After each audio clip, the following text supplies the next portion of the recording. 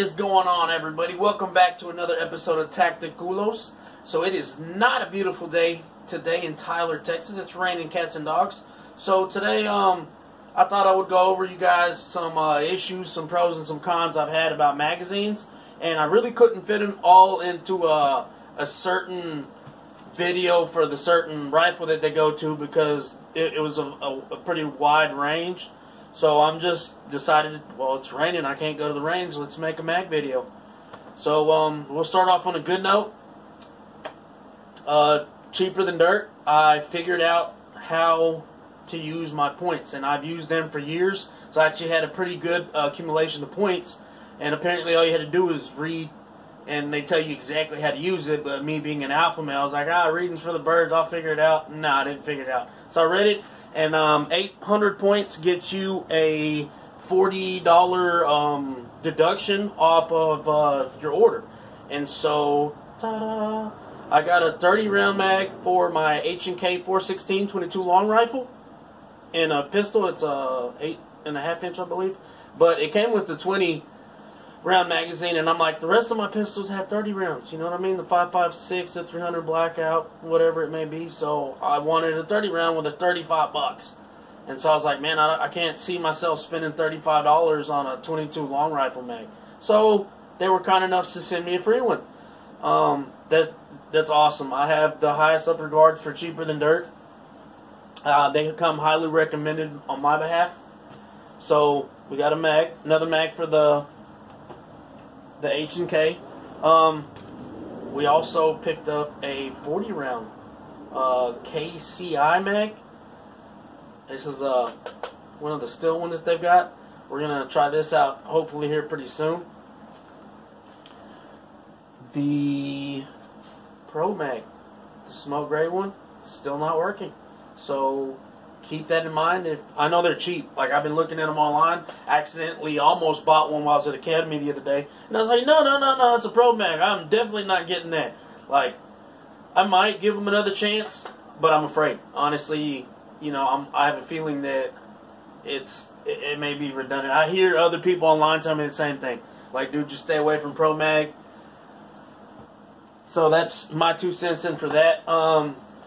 So MFT, Mission First Tactical, was one of the very first magazines that I bought, and initially I bought this one for my Diamondback Elite, the DB15, and it was all flat dark earth, and they said this was a flat dark earth. It didn't quite match it. It wasn't the same color. It seemed like it's a little deeper, so I didn't want to keep it with that rifle. I just decided to buy another mag that it came with, the Hex mag.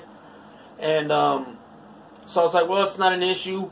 So what my concept was, I'm going to use MFT for the 300 blackout only so that I don't get confused and accidentally pick up the wrong mag and slap it in the wrong rifle. So what happened was, this had been sitting in my gun cabinet for a little bit, hadn't been used, and it had 30 rounds of 300 blackout in it. And one day, like, I hear some rattling in the background. What in the world is that? So I'm like, it's coming from my gun cabinet. So I unlock it, and there's like 3 or 4 rounds had ejected out of the mag. And I was like, oh, it was a ghost. But it happened several more times after I put the 300 blackout rounds back into it. And I was like, well, it obviously the polymer has kind of, you can see, I don't know if you can see that or not. I can squeeze it in a little bit tighter. It seems like it just kind of flowered out a little bit. So I was like, oh, it's not a big deal. You know, it's specifically designed for a 5.56 or a 2.23. So we took those out and put those in another magazine, and I will run 5.56 in here. Well, I was putting it back into the gun cabinet, and the 5.56 started shooting out. And I'm not dogging by any means on MFT. I actually have gray for my 300 blackout and another black for my 300 blackout, and they work perfectly fine. Haven't had an issue with them. So I don't know, maybe if it was a specific model or maybe the color, I have no clue, but I just thought I would throw that out and let you guys know. I did have issues with this one. I can't use it anymore, honestly.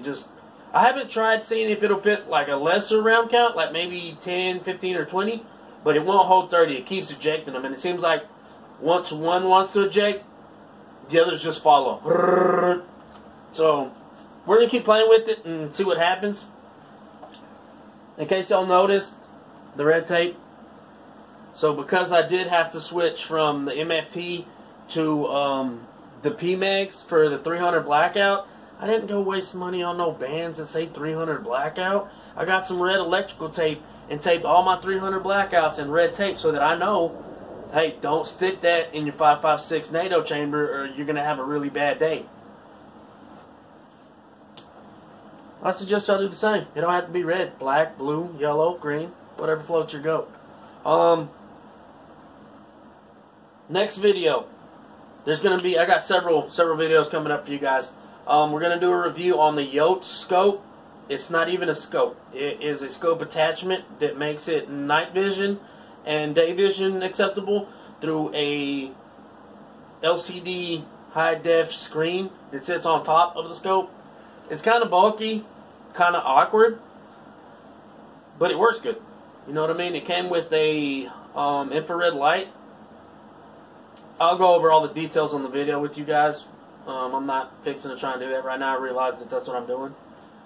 Me and my brother are fixing to get into the hog hunting ordeal. You see this nice camo.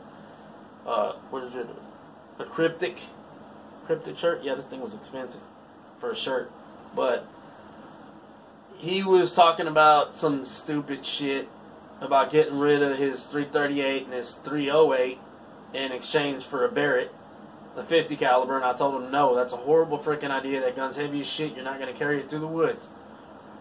But I also asked him, I was like, well, he's like, I still have the 5.56, and I'm like, right, but you're not very accurate with it. He differs, so the next video, or an upcoming video, I should say, is going to be me and him seeing who can get more accurate grouping at 200 yards with both 5.56 NATO barrels.